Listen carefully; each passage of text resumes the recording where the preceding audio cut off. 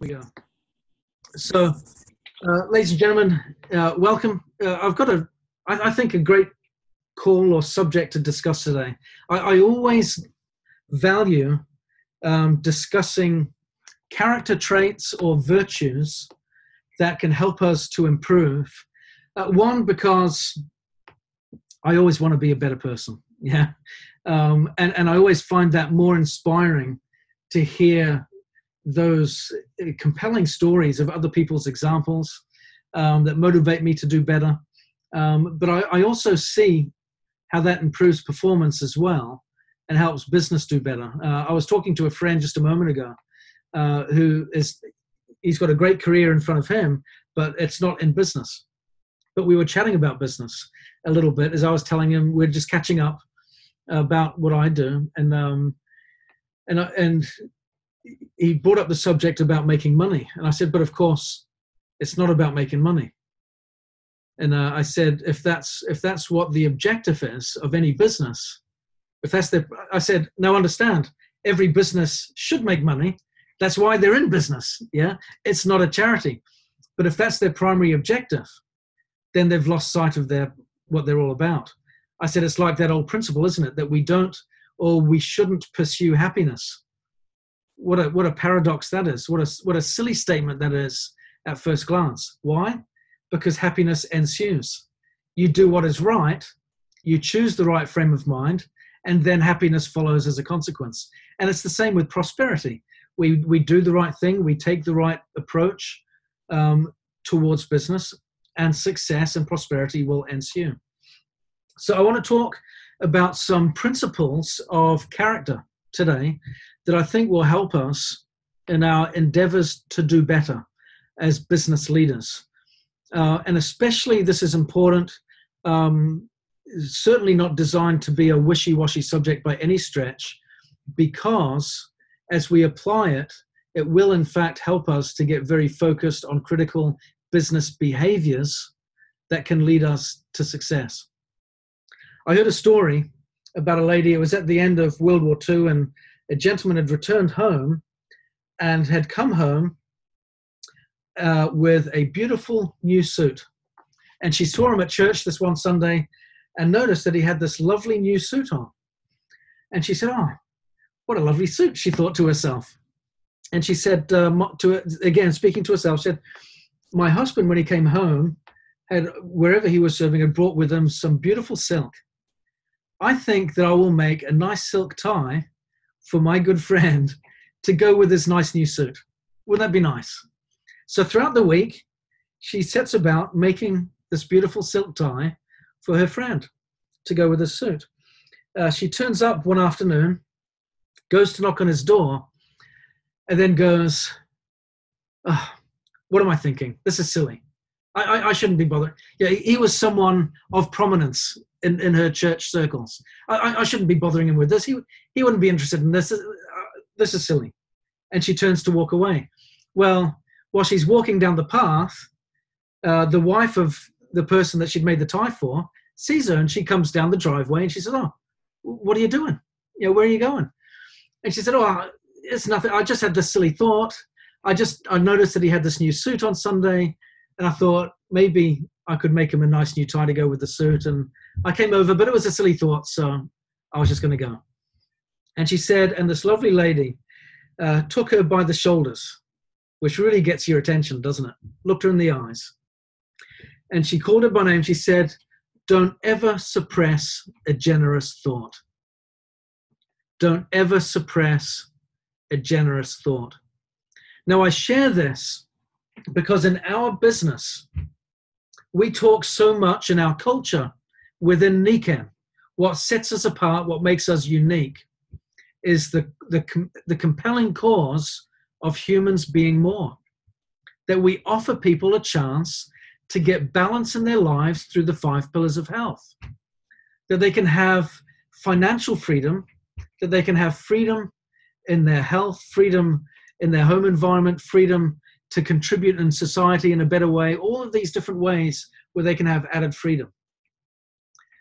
Do we need to grab each other, or perhaps look ourselves in the mirror and grab ourselves by the shoulders as we look at ourselves and say, don't you ever, and I'll look in the camera at you, don't you ever suppress a generous thought. Because we've got that. We've got something to be very generous with our opportunity. But so many of us can be like that lady that has the wonderful thought, sees someone on our list, desires to do something good for someone or to reach out to make a difference. And maybe we even get as far as walking to the door, and then we go, oh no, it's a silly thought. What was I thinking? And we turn around to walk away. Has anyone done that? I reckon we all have, haven't we? Yeah? Maybe most of us have probably done that a few times. So I would suggest, don't ever let a desire to be generous get in the way of building our business. If we can put it in that context, then we can replace fear with love. Perfect love, as the saying goes, does what? Casteth out all fear. Yes, so as we can learn to love others, then we can do a great job of prospering in our business. I was asked to provide some consultancy a number of years ago to a firm that was based down in London.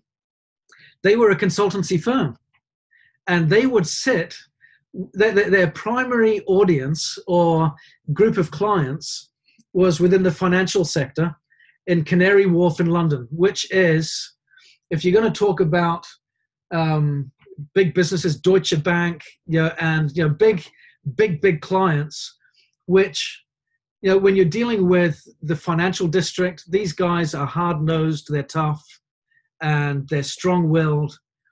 And, so I came down, and they wanted me to sit down with them and get a different perspective on how they were performing. And I sat in this room, and it was a group of 4 men. That was the company. It was 4 consultants, all men, and they sat there. And I said, well, let's start off. Tell me about yourselves. What makes you unique? What makes you who you are?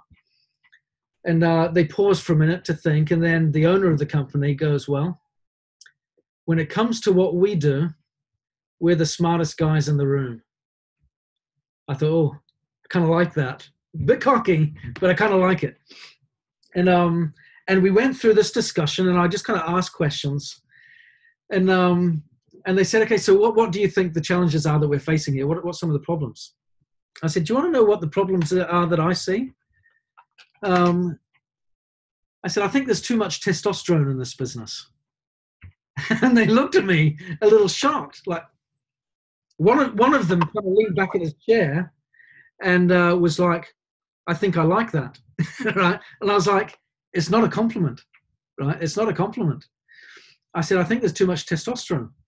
I said, do you not realize the power of this word love, what it can have on business and on clients and on client relationship? I said, I'm not talking flower power 1970s, that kind of stuff. I said, I'm talking about it in a legitimate sense of service and respect for who we work with.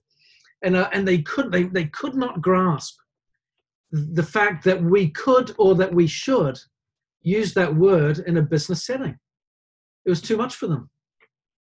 I want you to know how grateful I am that we can be here in Nican and use it abundantly. And not just use it abundantly, but use it in a place where people get it. And it's done appropriately and that it makes sense. I want us to recognize that our business is less about us and more about others. That if we can recognize the inspiration that we get to be generous with our time, with our talents, and with our opportunities that come through Nican to serve others, that our business will prosper, that we will do better. But that too many times we're like that lady in that scenario that will want to turn around and walk down the footpath because we feel it might just be a silly idea. Yeah.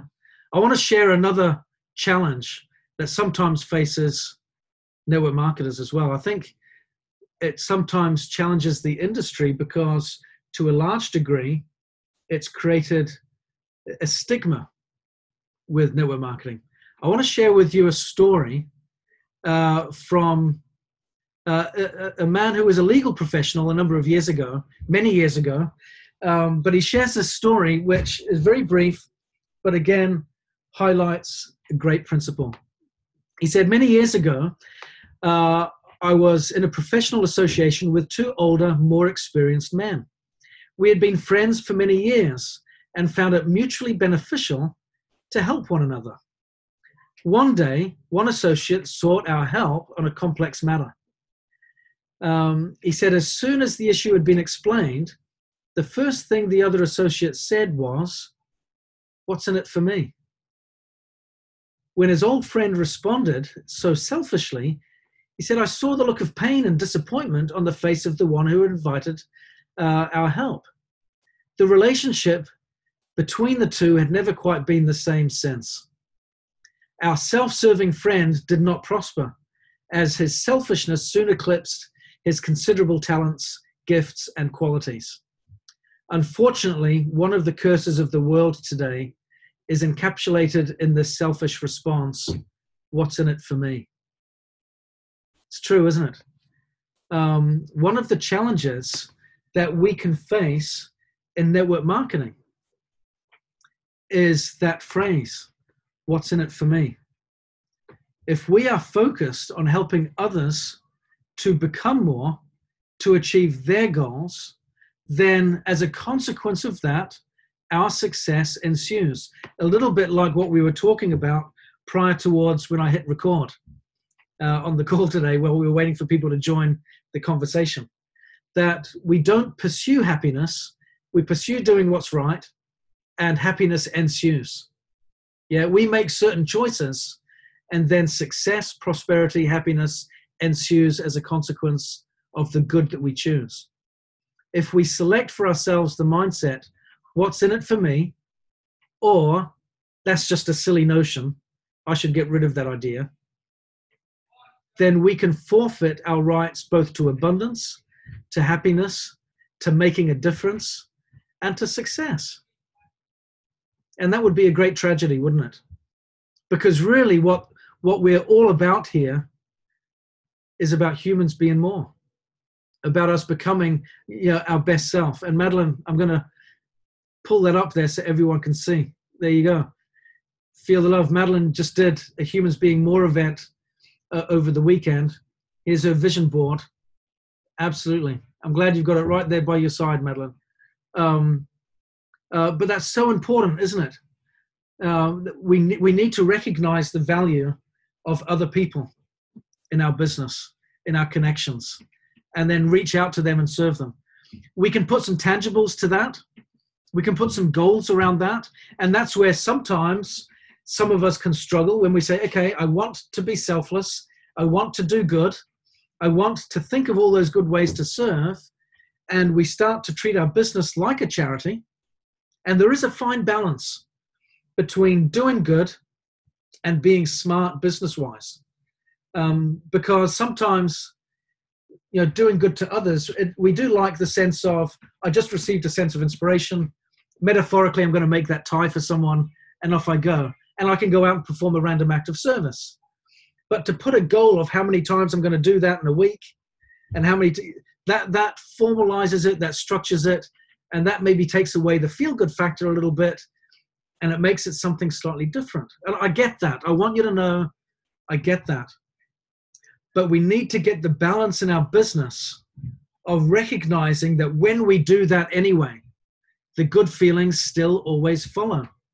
I've had times in my life where I've been requested to do an ABC, and I've been thinking, today I'm not feeling it. The kids are stressing me out.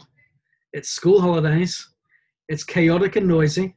My wife's a little tense and frayed, right? The dog's barking, right? And I didn't get much sleep last night, and I'm not feeling overly enthusiastic, right? But I've got this ABC that I've committed to, or I should say yes. So I say yes as a matter of principle. I turn up as a matter of principle. And I do it, and you know how I feel afterwards? Fantastic. Feel great. So we shouldn't wait until the feeling comes before we act. Sometimes we need to act to allow the feeling to come. Yeah. So that is one of those beautiful things in our business, that yes, we should never suppress, a generous thought. And at the same time, we should encourage them if they're not quite there yet. And we should go out and do it anyway, and then do it until the feeling comes. Because the reality is, what if you say to yourself, I'm not that generous in nature. I'm a bit of a Scrooge McDuck. Yeah. I'm not inclined to talk to people. Yeah. I am perhaps inherently a little bit more selfish. I'd love to be, like Madeline or like Barb or like Yoko, who I can see on my screen right now. I'm pointing you out.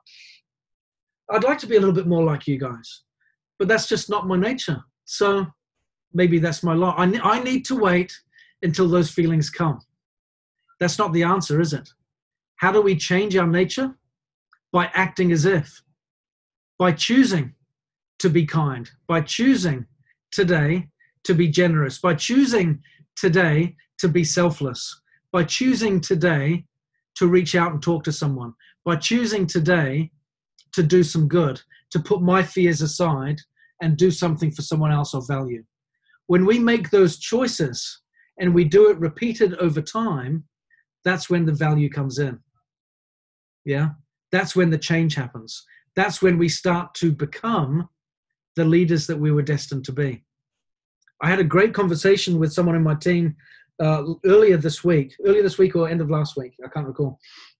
And I was saying one of the challenges that we've got, and I hope Mike doesn't mind me referencing him here, but I'm going to share it on his behalf as well, because I believe it's a challenge of Mike's too, is we need to be careful. And I reference Mike because he and I work together a lot, yeah? But it applies to Rick, it applies to Dave, it applies to a lot of Susan Carver, Julie Tara, a lot of the other great leaders that are actively, strongly, Dave Rolfe, actively engaged in the business. We need to be careful that we don't do everything for the team. There's another paradox. Yeah. If we do everything, it makes me think of the schools of fish at tourist spots that forget how to feed themselves because the tourists feed them every day. If you want to become a diamond or a royal diamond, or go from gold to platinum or silver to gold, if you want to progress in leadership, there are certain things we must learn to do ourselves. And I've shared this message today because I believe the starting points are learning to be generous, where we can seek out to do good with others, learning to be selfless, not ask what's in it for me, but to go out there proactively, to reach out and take that step to do some good for others. When we can proactively make these moves in our business, what happens is, first, we get some immediate results in our business, but secondly, and more importantly, we start to change our own nature so that when we rank advance on paper, but more importantly, we've rank advanced here in our nature, in our heart, so that as a leader, I have become a next level leader because I've stepped up. I've learned what it takes to get, to face my fears. Because I think sometimes, that lady that turned around to walk away, when she was walking away, it wasn't because she thought her idea was stupid. That's what she told herself. Oh, he wouldn't want the silk tie. That was a silly idea. It wasn't a silly idea, and she knew it.